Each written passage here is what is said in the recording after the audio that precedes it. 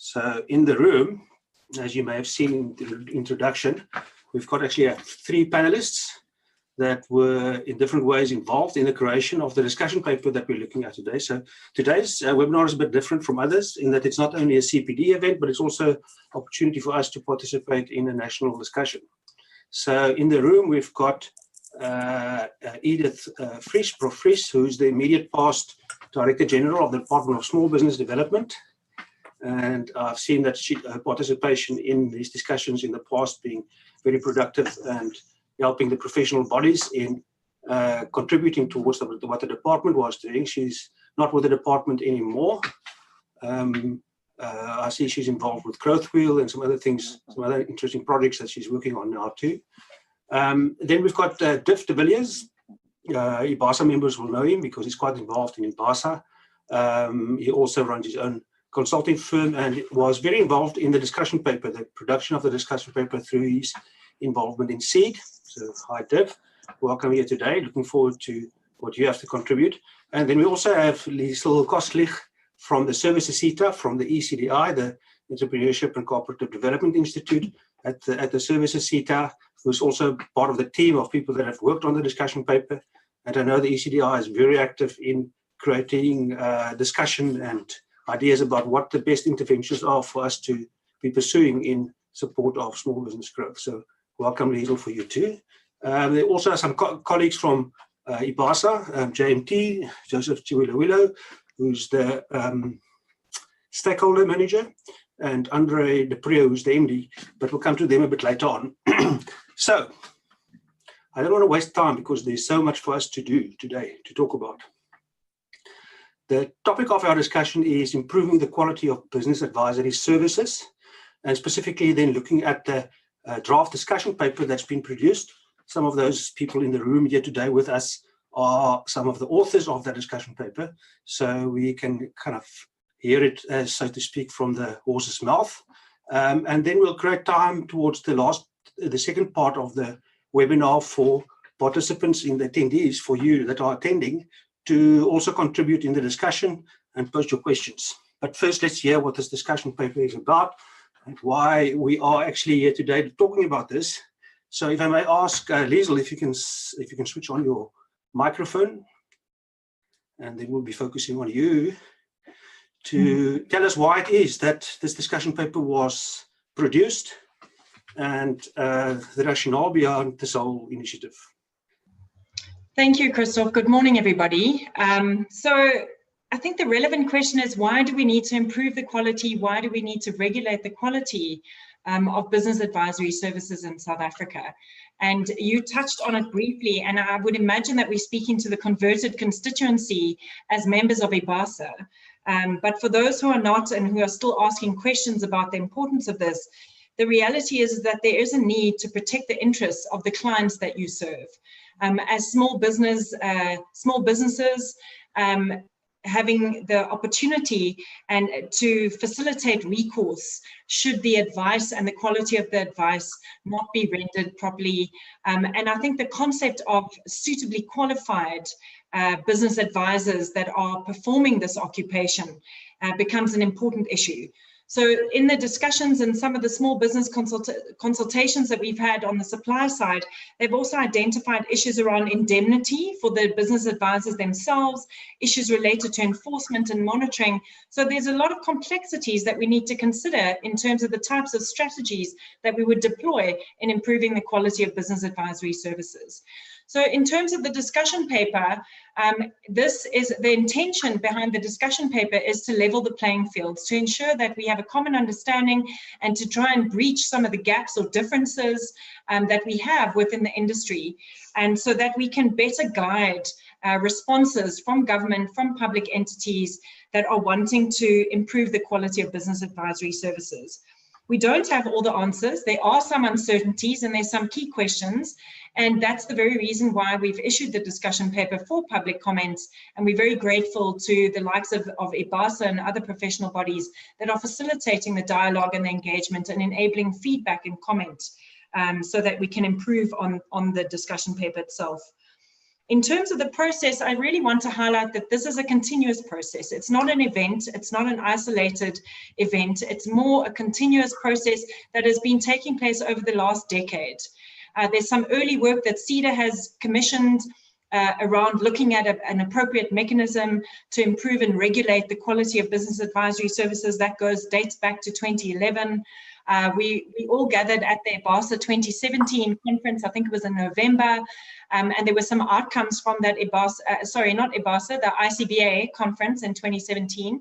And there were some outcomes from the ICBA conference that the Edith Vries, who was then the DG of the DSBD, actually facilitated a very key engagement with professional bodies and other stakeholders to say, how do we now take this forward? And I think that was in March last year. And we then said, we really need to document what the options are, what the considerations have been. And I think this is then contributing to that narrative and that dialogue to try and take the process forward. The intention ultimately is to look at what interventions we need to take forward and who the respective role players are in taking those interventions forward. And then just very briefly, in terms of the stakeholders, in the discussion paper, we have mapped the stakeholders. And I think the key takeout for me is to recognize that there are almost 3 streams that have a role to play in improving the quality of business advisory services. Those then being the post-school education and training system. Under that, the executive authority is the Department of Higher Education and Training. And the entities that are applicable there is specifically SAQA, not just the Services Seta, but all Setas, SAQA, and there is a specific role in the recognition of professional bodies that SAQA would play. And I think that's something that we need to highlight very specifically. So it maps out who those professional bodies are, who enjoy that recognition, both generic and specialized in terms of the discipline. And it's through that process that professional designations are then recognized through the professional bodies. And then the second stream is then DTI, and there's some entities that play a key role there, specifically the SABS and SANAS, and what are those roles, and how do we engage them in some of the solutions around driving quality. And then obviously, last but certainly not least, having the mandate to be able to support small business development in South Africa, the Department of Small Business Development and their agencies, the DSBD and, their agencies, CEDA and CIFA, providing non-financial support, and also having a big cohort of business advisors that they utilize to provide those services to small businesses. So I'm going to pause there so that we can, I think I've answered my brief, so that we can then move to the next section. Yeah, thanks, Liesel. That's a great introduction. So there are quite a few parties involved here. In fact, it could become a minefield in terms of getting all the inputs into what could become a really world-class way of dealing with ensuring the quality of services to small businesses. And I think we should remember that in our discussion here today, we may be turning up here as business advisors and professionals that are wanting to contribute towards creating a profession that's sort of geared towards quality assurance, but is in fact the businesses that we're serving, the entrepreneurs that are out there, that are the ones that we are doing it in aid of, and their contribution to the economy and the growth of our country. So very important perspective, and all these role players contributing towards that. So thank you very much for that introduction. We're going to ask you towards the end as well to just shape how people can participate in this discussion paper going to the future. So as we go along in this webinar, it will be quite rapid because we only have an hour and a bit to cover a lot of ground. Please note your questions. Anyone that's attending and has a question or a contribution. So you can use the text chat just to keep the discussion going and introduce yourself and so on. But we do ask you to click the Q&A button, which is next to that text chat button. And if you post your questions there, please, otherwise we won't notice them. So if there's something that you would like us to discuss in the webinar, especially in the second part of the webinar where the panel will be sharing their understanding of things, please post it under the Q&A and not in the text chat. Otherwise we're going to miss that. So just kind of a bit of housekeeping there. But let's ask you as a business advisor. I think most of us in the room are, in fact, business advisors, if we look at who registered for the webinar. There's a poll that we're launching now.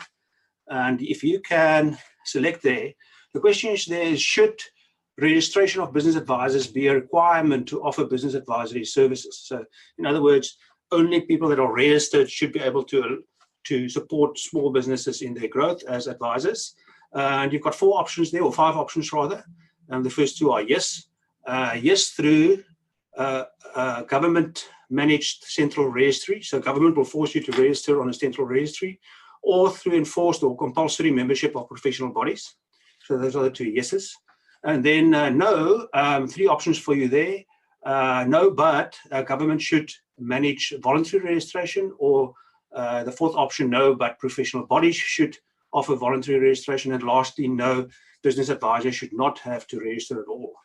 Okay, so let's see if we vote on that, what the feeling is in the room. We're not going to stay too long on this poll, so if you can vote quickly. I see there's quite a few people that have voted already.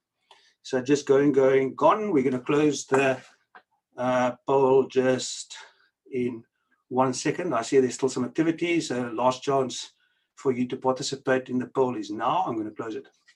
Okay, so we've closed that poll. So that's very interesting.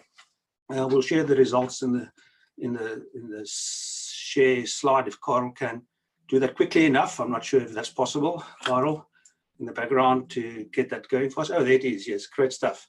So there you can see that by far the most, 2/3 of the people in the room here today as well, agree that we should have a compulsory registration for business advisors through professional bodies. So that's kind of interesting observation. It would be interesting to see whether that's also pervasive with people outside of the webinar. It probably would be. And then a few people in the different other options. So that's by far the most supported option for a contribution towards quality assurance. So maybe the panel can comment on that later on too. Sorry, I haven't shared that results with you in the actual poll function, but you can see it there too. But Div, if I can bring you in, if you can switch on your camera and your video, to ask you a bit about the details of what Liesel has spoken about. So you guys came together after these conferences, various events, and so on, and there's still some of that discussion points into a draft discussion paper. What does this paper say? If you can show us, I know you've got slides, so I'm not sure if you want to start off with the slides straight away. You're still muted. Yes, thanks, Christoph. If Carl can show us the slides. Thanks, Carl. Yes, we found out in drafting the discussion paper that we have many more questions than answers. And I think the discussion paper also reflects that there are so many questions that needs answering. We don't have the answers yet. Hence the request for IBASA members to comment on the discussion paper. So we will really appreciate the comment of all IBASA members. In the discussion paper, we reflect a number of issues. So, for instance, one of the issues is on the next slide, Carl, if you can page over, is of terminology. We talk loosely of business advisors, business coaches, mentors, business consultants, management consultants. People use those terminology interchangeably. And sometimes the same person is called a coach, the next moment he calls himself a mentor, and so on. So we need to filter these terms, and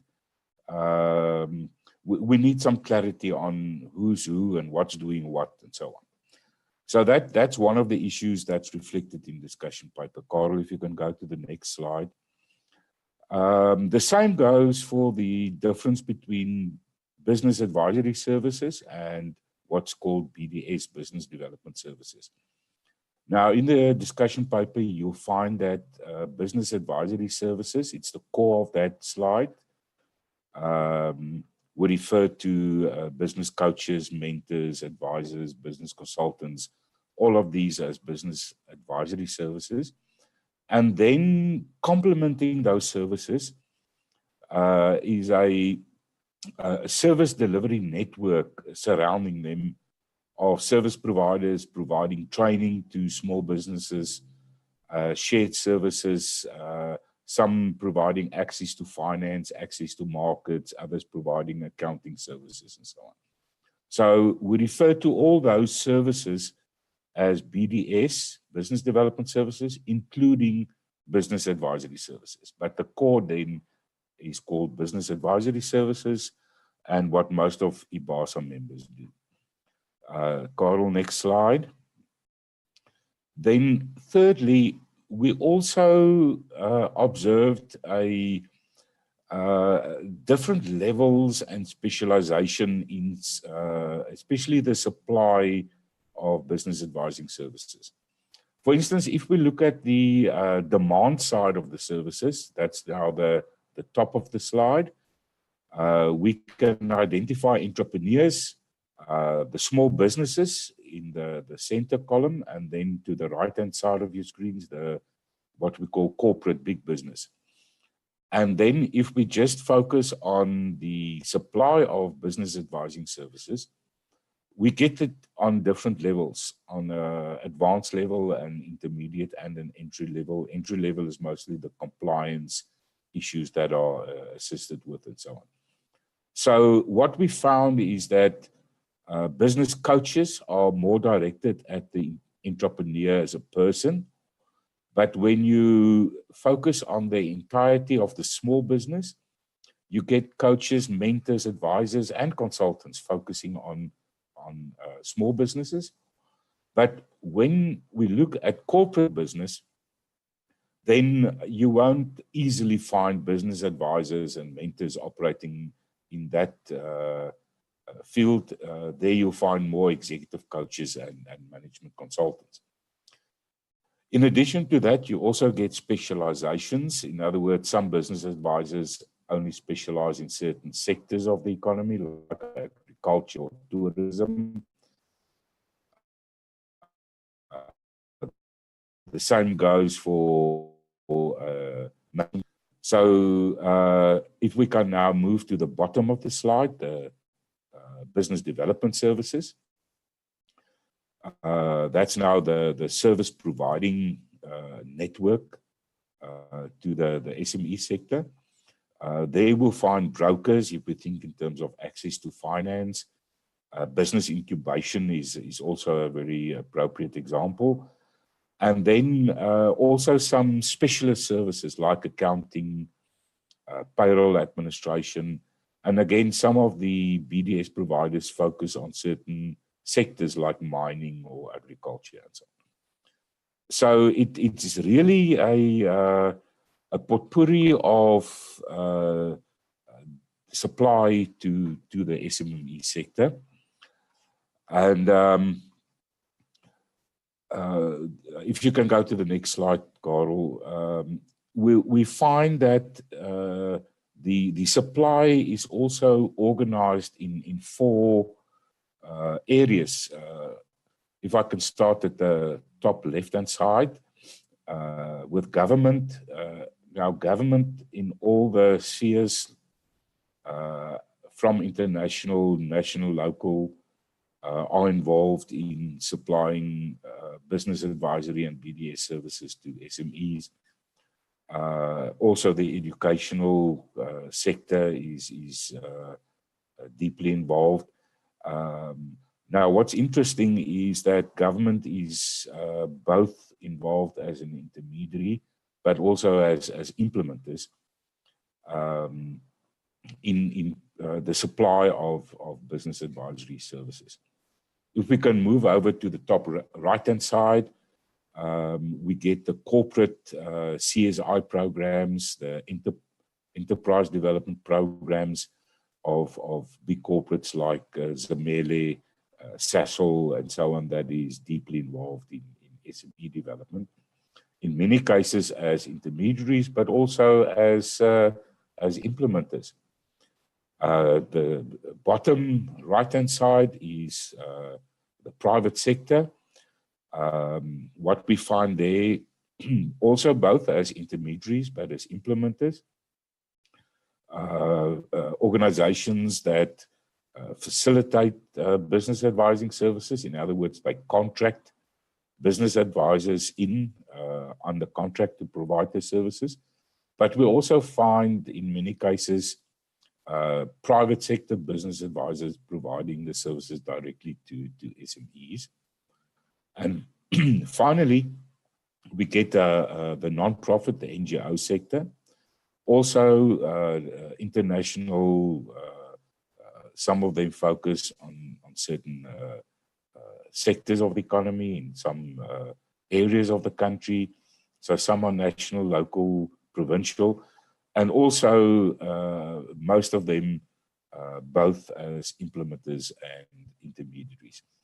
So the supply side is really fragmented. Most of the organizations operating in their silos, but very important, as you can see in the center of that slide, there are many partnership projects where government partner with corporates or NGOs in providing those services. So that more or less gives us the playing field. If we move forward in terms of quality, improving the quality of business advising, if we start thinking about standards, we get 4 strategies that can be considered. The one top left-hand block is regulation through government. In other words, a government department like a small business development department could regulate the whole industry to protect the public. It can provide accreditation and licensing for business advisors. It can operate in a very regulated environment. The other extreme is self-regulation. Okay, the other extreme is no regulation, but maybe somewhere in the middle, we find self-regulation through professional bodies. That's now the top right-hand corner, where professional bodies involve themselves with professional designations, competency standards, the assessment, the accreditation, the grading of business advisors, and providing CPD opportunities. Now, there is a standard for professional bodies.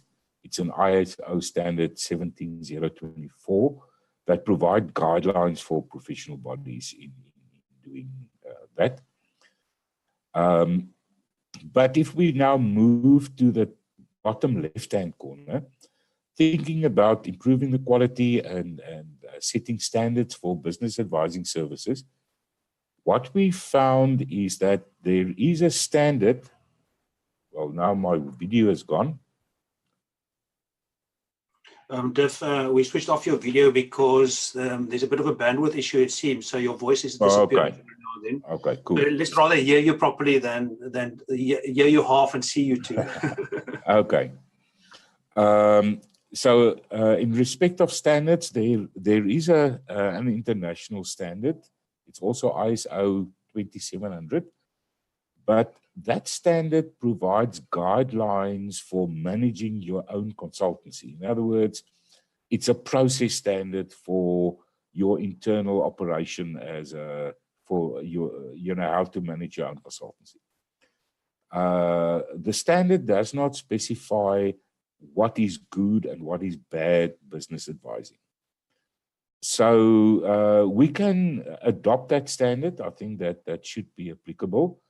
But still, there's a big question mark as to the outcomes of business advising. Even if we follow that standard, a user of the service or an intermediary will have no guideline as to assess what, if I did provide a good or a bad service. So that is a key need that is still unfulfilled and that we should be jointly work towards. And then finally is the education and training environment. That is fairly regulated through the OFO and SACO with a variety of qualifications and unit standards and so on. So I think that is fairly sorted out. I'll get to the conclusions in one of the later slides, and then again reflect to that one. Yeah, the next slide. I think this is just for background, that reflecting on business advisors, most business advisors find themselves in terms of skill level 3 and 4, but the market they serve is mostly in the SME environment between skills levels 3 to 6. Yeah, I think I don't want to delve any further on this one. I think this is just to get perspective on the NQF level and the OFO major groups. So, sorry, Carl, before you move off that, just Carl, if we can go back to that slide. So, what are those NQF levels in terms of qualifications, for instance? What kind of qualifications? Well, if you go to the next slide, you'll see that the business advising qualifications are mostly between NQF levels 4, 5, and 6, if you see the middle column there. So if you go back to this previous slide, Carl, so if you follow the NQF level 4, 5, and 6, that is where the business advising qualifications are pitched at. So just to give you a perspective. Okay. Okay. Next slide. Yes. So in terms of business advising qualifications, we have further education and training certificates, national certificate in business advising, which is at level 5. National certificate business consulting practice also at 5, and the national certificate in business advising operations at level 6. And there's a variety of accredited service providers who offer opportunities in that respect. However, my experience is that the uptake is very, very, very low. And I think that is a major concern for instance, IBASA and the Services Seta. Then at the higher levels, level 7 and 8, there are advanced diplomas, postgraduate diplomas, and so on. So I don't want to focus much on that. But I think the big point I want to make in terms of the qualifications offering is that there's a major problem in terms of uptake. In other words, business advisors enrolling for the qualifications. I'm not referring now to individual unit standards within those qualifications. I'm just merely referring to those qualifications. Then finally, Carl, if we can go to the last slide. Now, looking at the discussion paper and the conclusions that we draw there. Firstly, that professionalization of the industry through the professional bodies has expanded. It has increased over the past years, but we are by far not where we want it to be. There are calls for mandatory professionalization, and also on the side of the professional bodies, perhaps for a confederation of professional bodies. That is one of the issues that needs to be further explored. I think your poll also confirmed the industry preference for self-regulation. There is a process through the South African Bureau of Standards that was initiated, and it was paused for a moment. Hopefully it can be reactivated, where the Bureau for Standards could assist the business advising industry in developing that standard. So hopefully that could become one of the recommendations of the discussion paper. Now, the scope and the application and outcomes needs to be considered. So I think in summary, we know where to go, we know what to do, but we need to scope it. We need to define exactly what the outcomes should be. And if we look at the last one, there needs to be a realignment between those occupations, the competency frameworks, and the qualifications that exist. And with that, Carol, I want to conclude that the discussion paper is on the table. We still have a couple of days to provide comment. I think the cutoff date is the 30th of May. So I think IBASA internally could decide whether they want to collate all the comments from their membership, but I think each member is also free to submit comment to any of those email addresses on the standard. So from my side, thank you. Great. Thank you very much, Div. Sorry for muting your video there for a moment, but we really had to hear you. So firstly, I think we all need to commend the group of people that have been working on the discussion paper. It really kind of elevates the level of concisely bringing the issues together to something which has never been the case in our industry. So that's a huge step forward, I think, and we, sort of, if we were all in the same room, we could give you guys a round of applause. I mean, we can do that in any case. We just won't hear the loud applause from the attendees. By the way, there's a good group of people in the room, so the participation in the webinar is not bad at all. And I think that's the indication that we as professionals are keen to participate in shaping where our industry is going.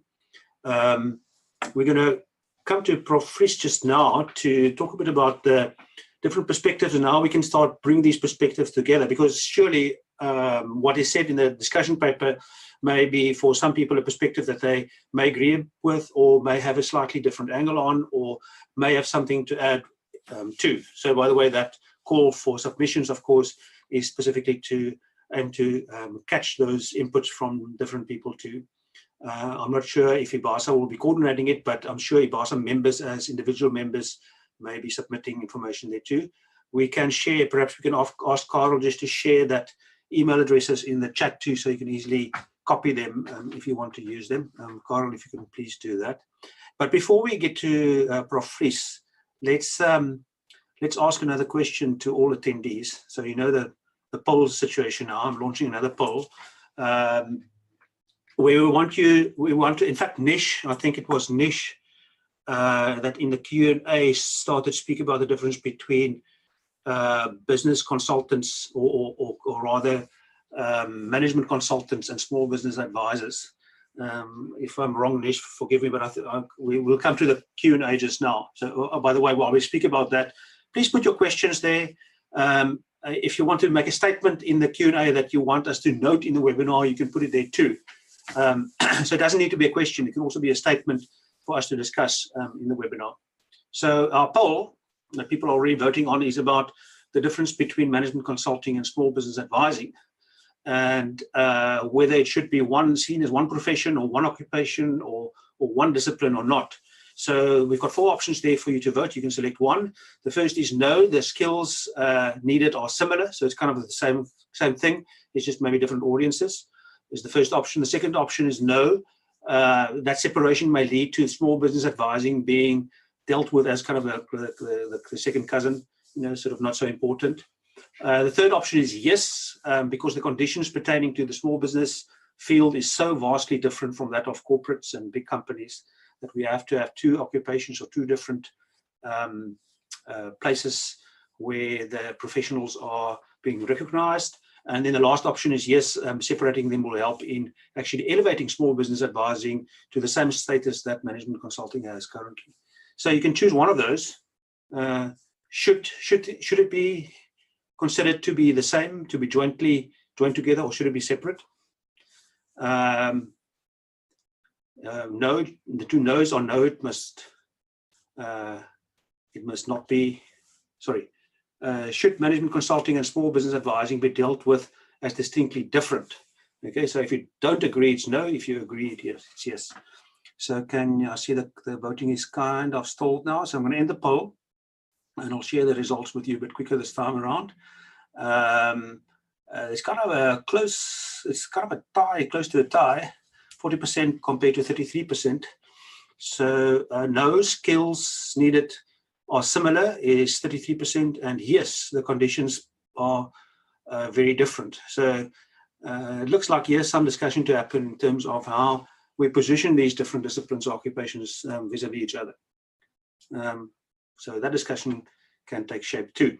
And thank you, Carl, for sharing the result there with us on the screen too. So you can see a few of us, 14%, 12%, are concerned about how the two relate to each other, but mainly the discussion is, are the conditions similar for management consulting to small business advising, or are they different? And should we therefore have to view it as one occupation or two different occupations? Let's see how that discussion unfolds in the near future. Okay, so we'll stop sharing, and that then introduces us to our Prof Vries, Edith Vries, immediately past DG of the Department of Small Business Development. So you've been quite involved, Edith. If you can switch your video on and your sound on, then we can see you. We can also try to help you with that, Carl. And there you are. Welcome. Thank you. So there are all the different perspectives coming forward. The discussion paper, of course, is meant to solicit input from different peoples. We want to work towards consensus. So what are these themes that are evolving and in terms of coming to consensus? And what is your take on that? Okay. Thank you for an opportunity to participate here. If I can start with points of consensus or conversion that were not necessarily articulated during the webinar, but I think it's important to plot us on a common tapestry. One being that globally SMEs are recognized as key drivers of wealth creation, poverty eradication, and employment creation.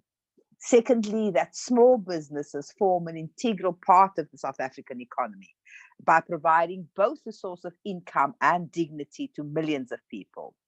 And yet, in our country, SMEs only contribute around 40% to GDP and 60% of the formal employment, and this must and can change. And some have argued that in pursuit of the aspirations in the National Development Plan, our economy needs to spawn 50 million new SMEs, companies which are sustainable and capable of producing the 70 plus growth and maintain 70% of all of our jobs. And some have argued in order to just have 3 million new businesses, we need around 60,000 business advisors at the ratio of 50 to 1. Now, I raise these issues because I think this discussion and our work in the business and small business ecosystem needs to be aimed at achieving this aspiration. That is our common ambition, and that boosting the contribution of small businesses to the economy of employment creation should be utmost. And we need to think seriously about how we achieve this, and we need to speak the same language. I don't know how much time we can afford to spend on entertaining our different views. And so my one plea is for all of us to seek some of that convergence. The research also shows that while at some stage South Africa didn't fare well when compared to other countries in terms of the rate of entrepreneurship, it has picked up, and that people do in fact start businesses, but there's also an alarming rate of business discontinuance. So and it would appear that there is some threshold which businesses must cross before they are stable and sustainable. And getting to that getting to and stepping over that threshold, we need that vibrant, enabling ecosystem.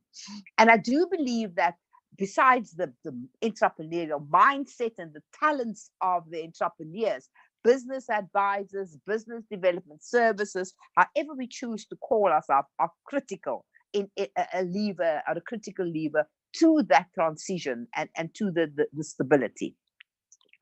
And my point of departure, as Christo said at the beginning, is I've had the benefit of being a policymaker who championed the regulation of business advising. And currently I'm working as a certified and licensed business advisor. And I'm part of a project evaluating the effectiveness of an enterprise development program of a listed multinational company. And our work then enables us to navigate the space from the corporate boardroom to the offices of specialists to the premises of multiple small businesses. And on these visits, we've encountered efficient, modern offices and workshops, as well as very, very modest operating spaces of multiple entrepreneurs, both being indicators of their level of maturity. And what I see manifesting is what is stated in the research, that 73% of business owners who are mentored or are connected to business advisors through their life cycle not only survive the first 5 years of operation, but they continue to prosper. So the professionalization, Christoph, I noticed after I looked at some of the chats, we talked about regulation, but I guess the first poll suggests that our participants are keen on professionalization. I am personally a very strong advocate of professionalization. We cannot have, I've said this before, have a Wild West scenario because everybody can become a business advisor overnight because they choose so. And that the quality of business advising, the professionalism, the performance, the ethics has a considerable entrepreneuring on the performance of small business. On the regulation, it's interesting that 67% have said we should be regulated by professional bodies. However, it then begs the question, we have multiple professional bodies. I'm not sure what the count is now, but I know some 2 years back, there were about 11 professional bodies. So there has to be some degree of coordination of those bodies. And I think in our country, we have examples of that, whether it is the Health Professional Council, I think that's what it's called, or the Engineering Council of South Africa, where there's an umbrella body and there's space for different specializations to be part of that. And I think that if industry can't come together, the professional bodies in itself can't come together and say, let us form this overarching body, then it would seem that some regulation of the industry with a view of better coordination and integration might be useful. But I think importantly, I've not heard in our discussion is that the importance of ensuring the quality and standards of the business advising profession, to ensure that the end users are sufficiently, are adequately serviced by the profession, that small businesses receive high caliber business advice, which can mean the difference between their success and early failure, and that they should be protected from and have recourse if there is whatever it is, an unethical behavior or this unsatisfactory service. So I think, Christo, the main issue is, if the view of our participants are that we should have registration through professional bodies, what are the next steps towards professional bodies talking as one voice and having that convergence. I'll stop there. Yeah, no, that's a good point to end on. The emphasis on professional bodies. If I might speak from myself, my own perspective, I also think that professional bodies really has a key role to play here. And I was very happy to see that that kind of same view is resonating with most of the people in the room here when we did the first poll. So thanks for talking about the convergence of these ideas. We obviously will have different perspectives, probably depending on what we do and what kind of clients we work with and what our own histories are. So that's okay. I think we can agree about that we may not all agree exactly what the emphasis of things are that we want to see, but we need to participate in the discussion. So if I may bring Liesel, if you can just switch on your video and your sound, and if we can ask you just to quickly cover that for us, sort of how, before we get to Q&A. In fact, I think if we can save most of our time for addressing some of those very interesting comments that came through the Q&A. If you can just quickly explain to us, sort of the draft discussion paper is out there. By the end of the month, people can send email in comments. What's going to happen after that? So thank you, Christoph. The first thing I want to recognize is that the core partners that have issued this discussion paper jointly, being SEDA, the Department of Small Business Development, the Services Seta, and SEED, we've already identified as core partners some of the content gaps that we would want to facilitate over the next couple of months. And the first thing is that we want to go back and do 3 case studies. We haven't specifically looked at which occupations, but we think that there's a lot to learn from a case study approach, and we didn't manage to do that in this first round of the discussion paper, so we want to close that gap. We also want to close the gap on terminology and definitions, specifically in terms of the alternate titles or specializations that are used. And we're really going to have to facilitate and develop consensus on that issue. And then in the discussion paper itself, small business policies, we also want to articulate and position responses within that. There's some new developments that have happened at the DSBD, specifically in relation to a BDS framework and how BAS fits within that. So I think we align to that, but we just want to better articulate that and obviously incorporate the public comments. So in terms of the immediate next steps, we've already had 2 consultations post the launch of the discussion paper on the 3rd of April as the core partners. We've identified 3 different components for next steps and the way forward. The first one is the dissemination of the discussion paper, which all of us have been doing, and IBASA in this session is contributing to that, so thank you for that. The second issue is then looking at those gaps that we've identified and all the public comments that we get in between now and the end of the month. So we would really encourage people to draft comments and submit it. There's going to be a panel and a team of people who are actually doing the drafting. There's some funding through the European Union, and there's a technical team that's going to be considering and making those amendments. So we want to finalize the discussion paper, and once we've got all the comments and we've looked at some of the amendments we want to make, the intention of the core partners is to host provincial engagements.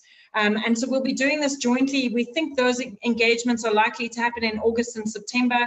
And we would want to, before we publish the final version, we'd want to engage in some of the findings and some of the outcomes and some of the improvements that we're putting on the table. So we really will communicate through the professional bodies and ensure that we get that level of participation. And then we will go to publishing the final version, which will result in some recommendations. Following the initial discussions that we've had, there is already a view that we need to proceed with the South African National Standard Development. And there was a process that was initiated under the SABS, and we're now going to resume that process. I did see some comments in relation to that. So we're going to resume that process with the SABS. And we want to ensure that it's representative of the multitude of stakeholders that exist. And we're going to see whether we can achieve the objective of then developing both process and outcomes as objectives through a South African national standard. A key issue that came out in your second poll was, and you can see that there's more discussion needed because we don't have a critical mass view, almost a split view, in saying that, you know, management consulting as a profession is very different from small business advising, but we need substantive arguments to differentiate that as an occupation. So we want to be able to ensure that we incorporate that in the standard developments. And there'll have to be, when we look at enforcement and monitoring and the difference between mandatory and non-mandatory, these are some of the things that we can still debate. Yeah. I want to just add one last point. I see there's some questions and concerns around the OFO and the entry level of an NQF level 4. You are correct, an NQF level 4 qualification is a matric equivalent. And this occupation is pitched at a professional OFO code, which is sitting at your postgraduate level, your NQF level 7 and above. And I think what we're trying to do is to look at how do we create access to this profession or occupation at an entry level, and how do we articulate through a process of development, experience and exposure, and perhaps mentorship and guidance and oversight. So essentially, the CEDA has been developing learning material. We've had some stakeholder validation sessions, and it is at that NQF level 4 and 5. And there has been some debate, and I don't know if Andre would want to comment around, you know, the competency framework that IBASA has been doing, and it might fall short of your professional designation level. But we do need to look at how do we facilitate access and entry into this occupation, and then provide support for articulation into the high levels. So I'm going to conclude on that note. So yeah, thanks. So that process is unfolding, and there would be feedback specifically, I hear you say, Liesel, through the professional bodies. So those of us that are IBASA members will definitely be able to participate in that. And if you're not an IBASA member, become one so that you can participate. But more about that just now. So if I can ask that, I see Edith has switched on her video. Liesel, can you keep yours on, please? If JMT and Andre and Div would like to come into the room too, so that we can address some of the questions. Now, with your permission, I hear we don't have much time needed for IBASA affairs, although I did notice that there's a whole group of IBASA members sitting in Port Elizabeth. So if you guys, in fact, we'll find Ricardo's link through which they signed in and bring them into the room too. So by the time we speak about IBASA, if we can see you guys too. So we're promoting you to become part of the room too as a group. Just mute yourself as you enter the room. So, but there we've got a full house of people with a lot of knowledge around this industry.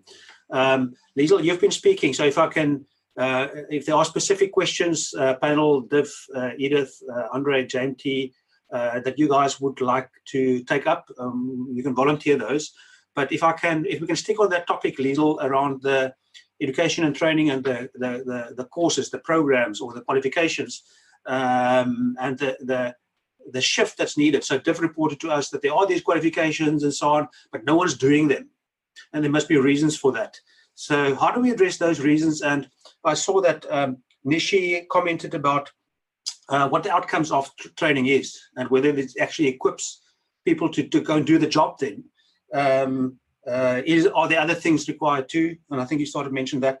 And then Daphne spoke about the NQF levels, you know, sort of sophistication. So if there are programs or qualifications that are pitched at, let's say, 4 or 5, it seems that what Daphne is saying is there's more sophisticated requirements, you know, sort of that's needed for someone to operate as a business advisor.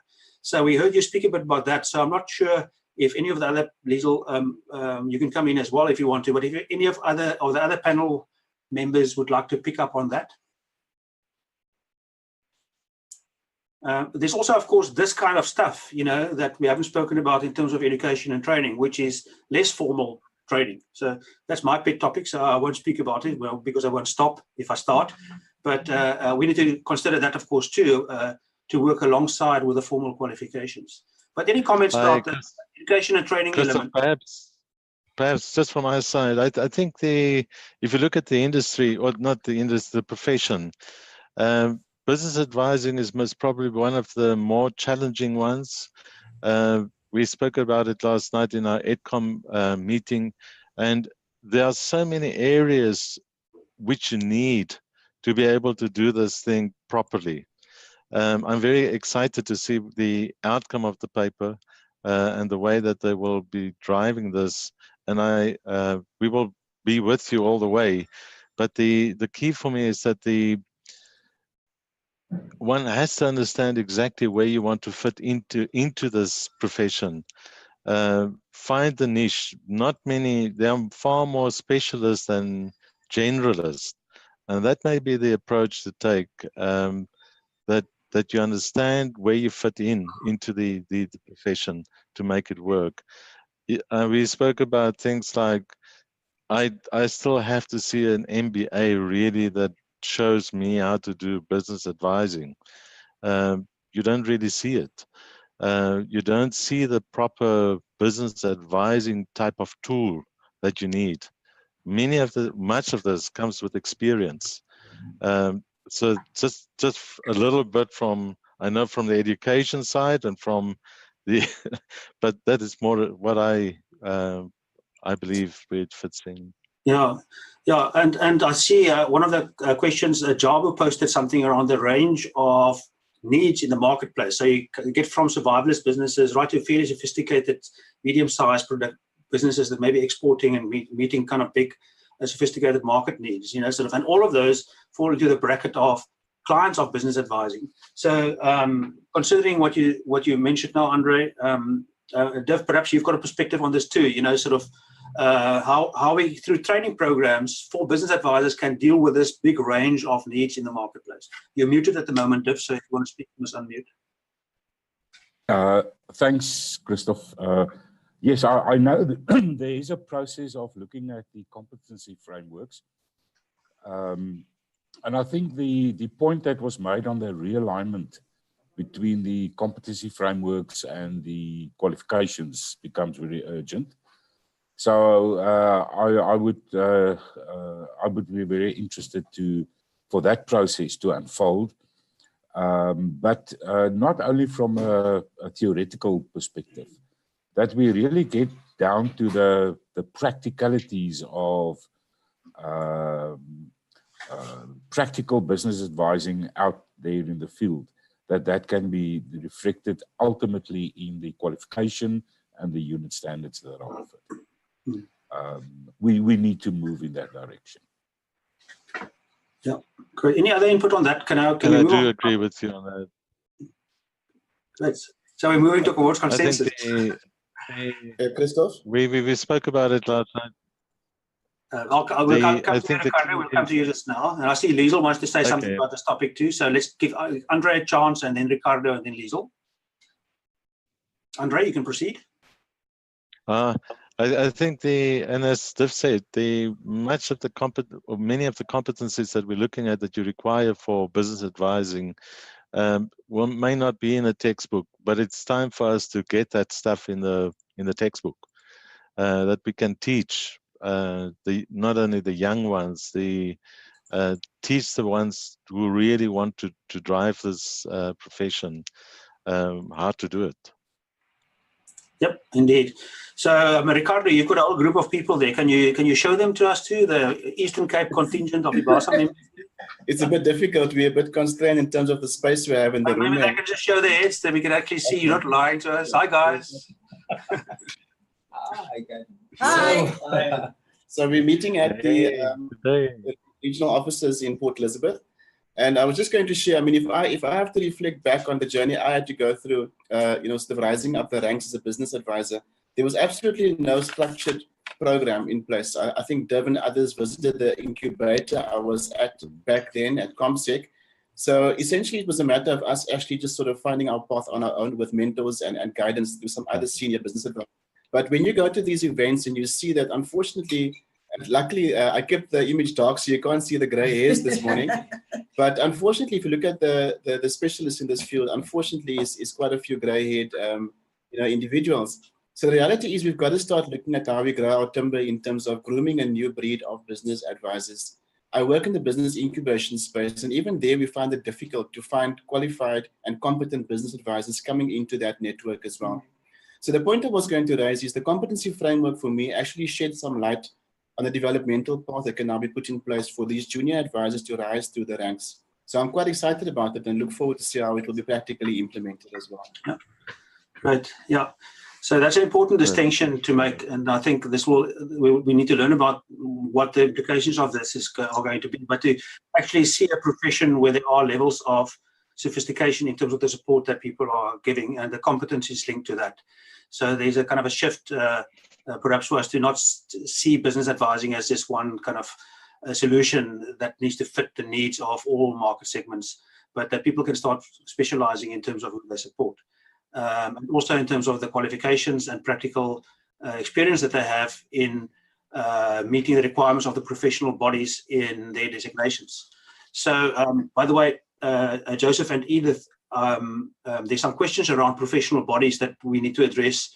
Our time is limited, but we will come to them now. And I think if you can maybe just prepare yourself to a bit about that just now. But let's just give Liesel the parting shot here in terms of education and training, so that we can kind of move on to the next topic. Thank you, Christoph. So, I mean, just to indicate to everybody who some of you would know and some might not, that business advisory qualifications and small business development qualifications fall under the scope of the Services Seta. And there's been a lot of investments in small business development qualifications, but that's not advising. And I think one of the things, I actually want to reiterate what Andre said, because it's the first time I've heard it said in that particular way, is that if we can start looking at where the content differences are between management qualifications, and this could be an MBA or, I mean, there's different, I also have a management qualification very similar to that. The reality is that what is the difference, and how do we start documenting that difference, and how do we start closing the gap? Because I think that there's a lot of people that have either done some small business development qualification and or management qualification, and through experience later on in their careers are ending up as probably very suitably qualified business advisors. But how do we facilitate a different experience for entrance into the occupation? And how do we then package those that are in the occupation? How do we package a product that closes that gap? Because we really do need assistance in mapping what that content gap is, and then documenting it and making it available. So my parting comment is then to say that this hasn't just been a low uptake. There's a gap on the supply side as well. And we've seen some closure in that gap very recently, where service providers who are accredited by the Seta are now starting to develop learning material and make applications for accreditation. But there's a gap on both the supply side, which makes sense. And then we actually need to facilitate the demand side to then be interested to take up those qualifications. But if the demand side thinks they meet the requirements, then they won't necessarily want to study further. So there's a lot of work and advocacy that we now need to do around education and training and to close those gaps. And I don't think any one party can do it on their own. Yeah. Thank you. Great. I think you noted in one of the questions that there's kind of expectation of the Services Seta to be assisting business advisors so they can afford the training. But that's, of course, a topic for another day. Let's move on to the professional bodies. I know that we're over the half hour and we're kind of going to the IBASA time, but we had the agreement with IBASA beforehand that we can do so in terms of addressing these questions. So I just want to warn all the panelists, all 6 of you sitting in the room, that after we've spoken about professional bodies, I'll come to each of you and ask for an impression of what we can take away from today's discussion, specifically how the discussion paper can evolve as we go into the future from here. But if we can refer to Edith and Joseph, maybe we can start off with you, Joseph. You know, sort of, we haven't heard from you today. You've been in this field of professional body for quite a while, specifically with IBASA, and you also in the stakeholder relations capacity there, dealing with other professional bodies. So I saw that Nishi spoke about management consulting versus small business advising, which we covered already. Joanna spoke about, you know, sort of how professional account in the accounting industry could be comparable to. Dudu also had a comment about that. Nikita had a very interesting point there around, you know, sort of this different kinds of professional bodies that are out there. And we as professionals, how should we know who to join? You know, sort of. So there's quite a few issues related to professional bodies, and how we go forward in making sure that the professional bodies are healthy and representative of the industry and can take on the tasks. If it's going to have to run a registry, you know, sort of as professional bodies, it needs to have capacity and so on.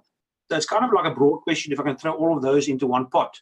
You know, sort of what is your take on where things should go in terms of professional bodies? And I'll first ask JMT to speak about that, and Prof Vries, if we can come to you after that then.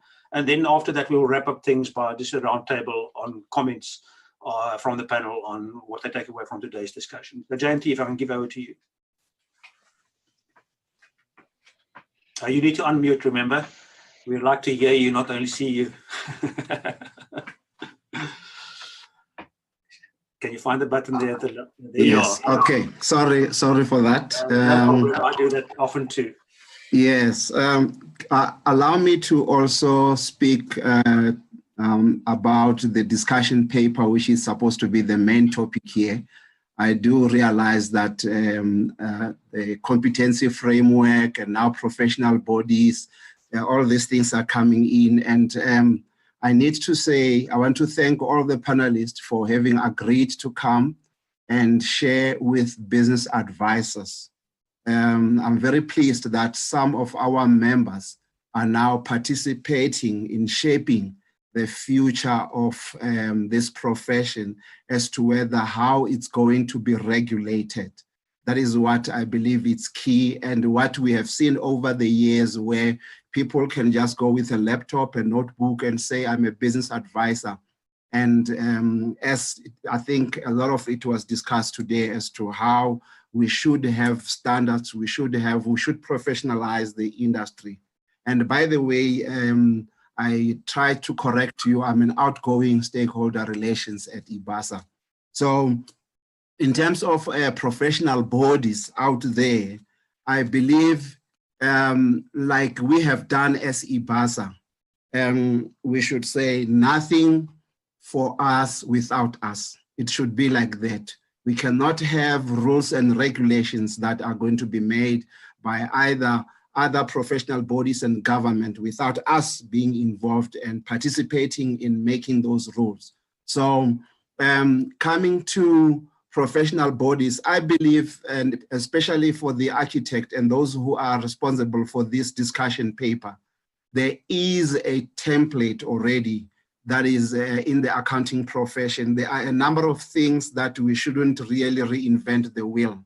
One thing of standards in accounting, we do have ERBA that is regulating the auditing profession, but the accounting profession, it's not regulated by any body, but there are standards that as an accountant, you have to comply with those standards.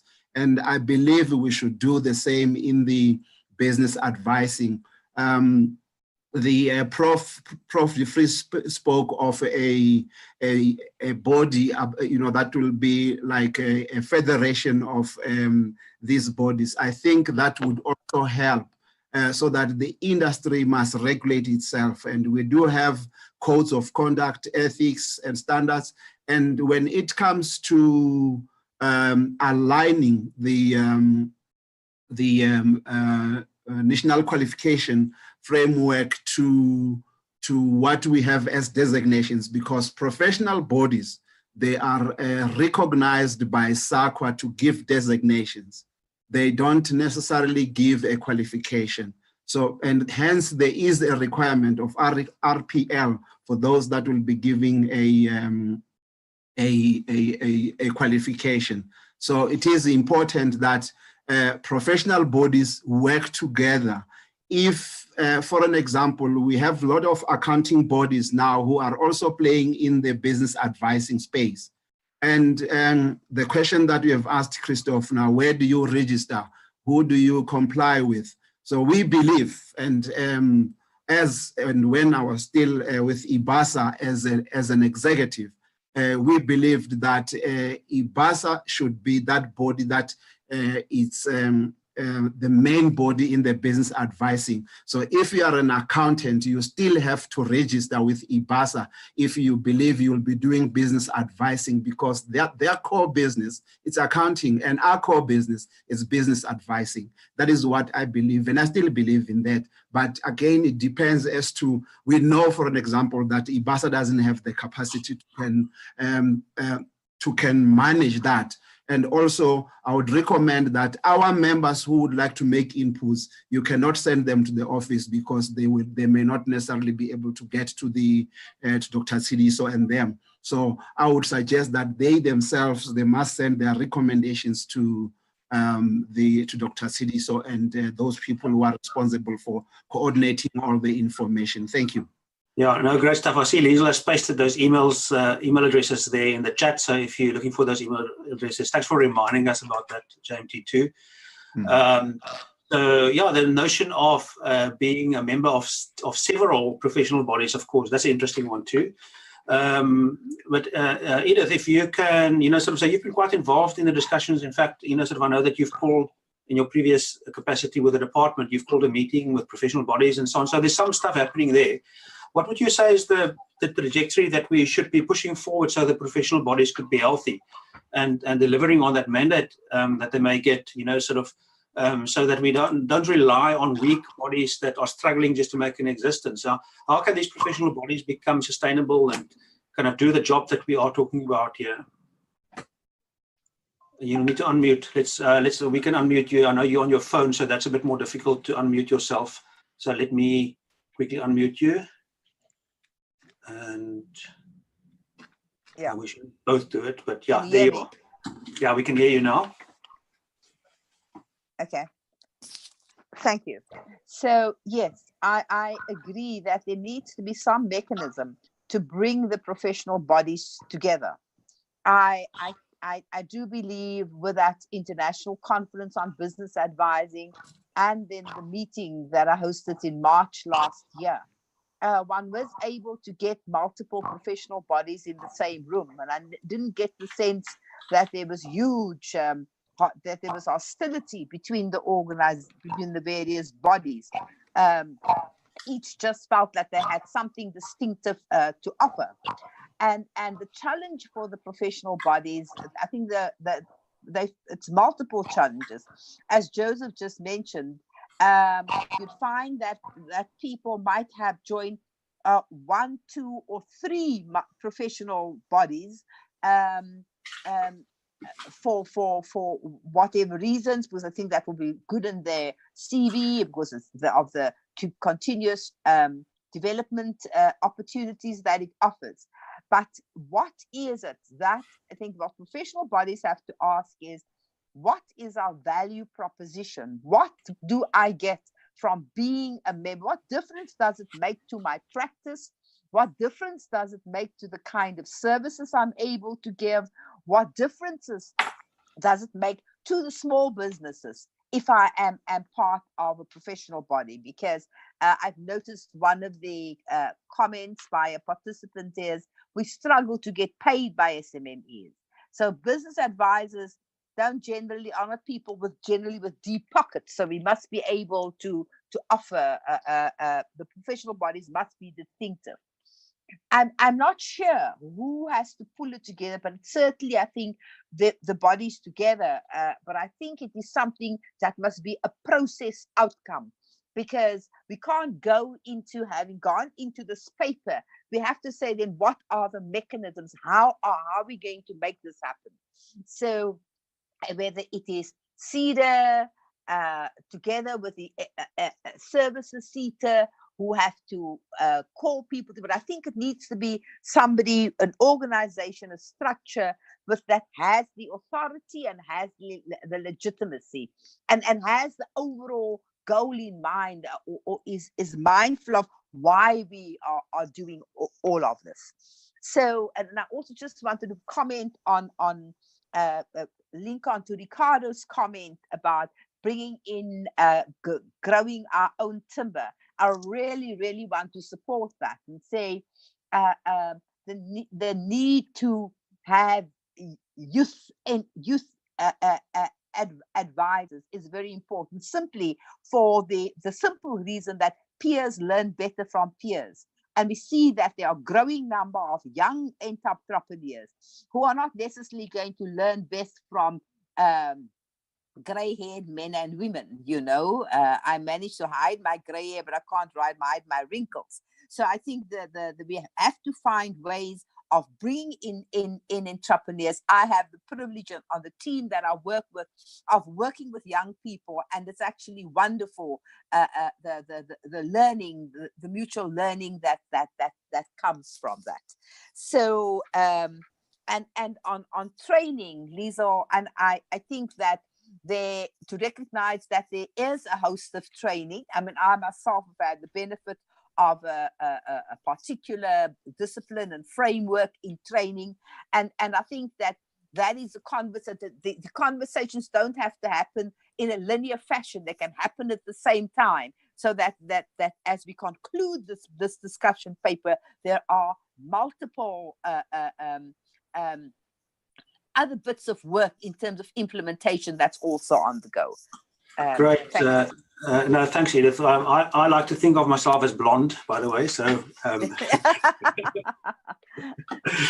gives us an excuse, you know, sort of, but it lies in the combination of that new energy from young people and the knowledge that others have gained over time, I suppose, you know, sort of. So let's move forward consciously to combine those, I would suggest. Yeah, so apologies for those that only booked an hour and a quarter with us today, because we're clearly going over time. Also, apologies for those that have posted questions or participated in the chat and expected us to address something. We won't be able to address everything here today. But these things are noted, and, you know, sort of, so luckily our webinar platform allows us to record all of these things, and we can pass all these kind of comments, even if they're brief, onto the authors of the discussion paper, and there may be some jewels in there for them to pursue too. So even if we haven't discussed your point, it is noted and may in fact be addressed too. So I want to thank the panel. You know, sort of, yeah, I think we can go on for another hour and a half. In fact, we will go on for more than another hour and a half, because this is not the end of the road. But from the webinar host perspective, you know, sort of, I thrived on this kind of discussion. It's great for me, and I think the fact that we have a good number of people in the room here today that are staying on even longer than they would have otherwise is an indication that we're all taking this quite serious. So Edith, I'm not sure if you want to share anything more, because you kind of shared your insights from the webinar here today, or can we move on? Edith, would you like to say something more, just as a parting shot, just a short comment? We need to unmute you, so let's see if that can work. Yep. There you are. Now you're muted again. Let's just see. You can speak now. Okay. I think my parting shot would be the one that I've just made. It's really for the professional bodies to come together, because we can't, the disunity and the fragmentation doesn't help any of us. And if you think of all the resources, all of the professional bodies invest in having CEOs and boards and officers, etc., it's not a very good use of the resources that they get from us business advisors.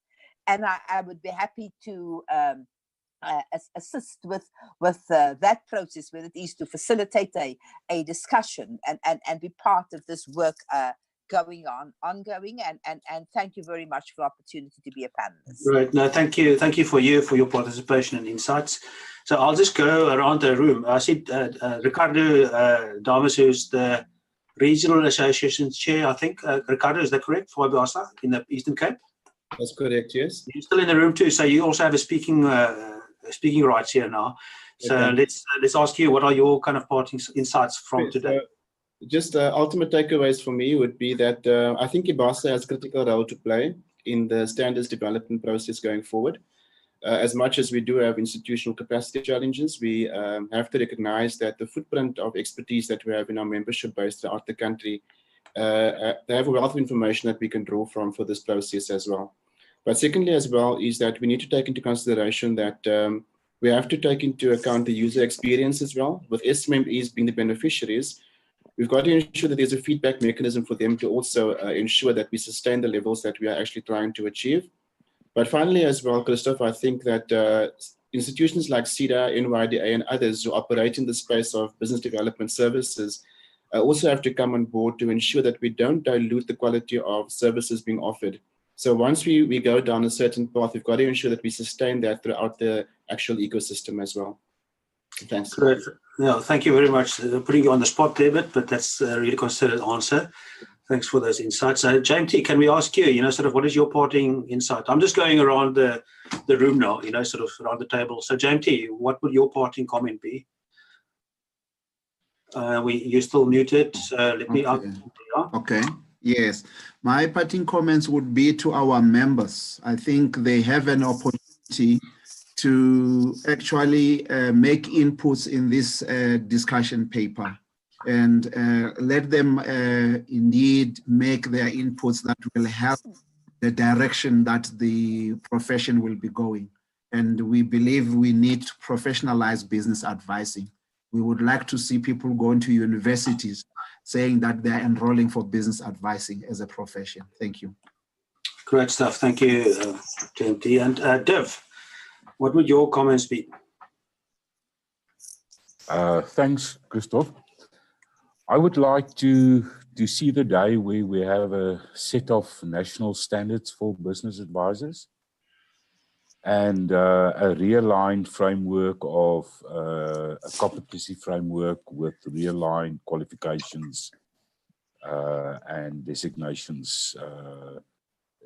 Let's use the word synergy between all those.